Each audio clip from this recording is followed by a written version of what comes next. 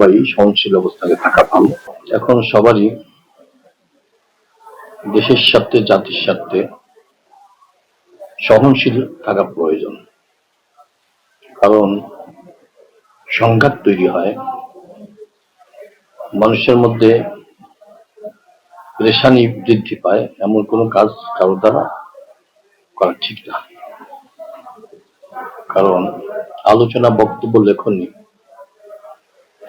যখন কাউকে আঘাত করে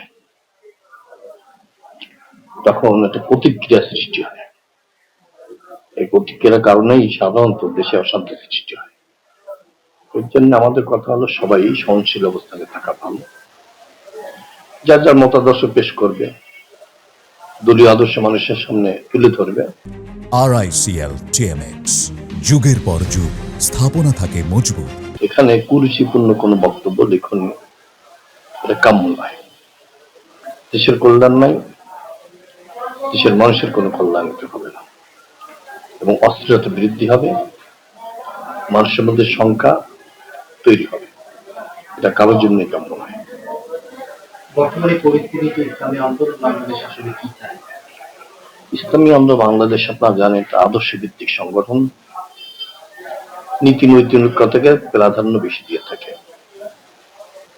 মানুষকে ভালো হতে বলে, নিজেরা ভালো চলতে চায়, ভালো হয়ে চলতে চায়।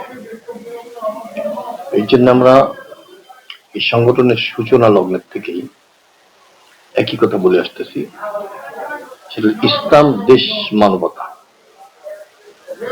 এইটা স্বার্থ সংরক্ষিত হয়, এটি আমাদের কথা।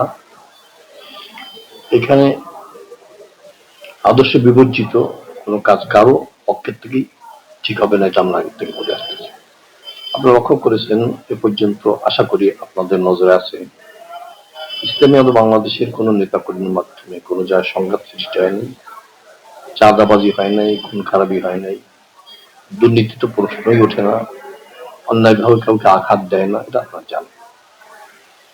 এদেশে অনেক সংগঠন আছে, অনেক সময় দেখা যায় নির্বাচন আসলে কিছু প্রাপ্তির আশা, অনেক সময় দেখা যায় আদর্শ বিবেচিত হয়, আদর্শচ্যুত হয়। আমাদের তো অনেক বড় সুযোগ ছিল, আপনারা জানেন।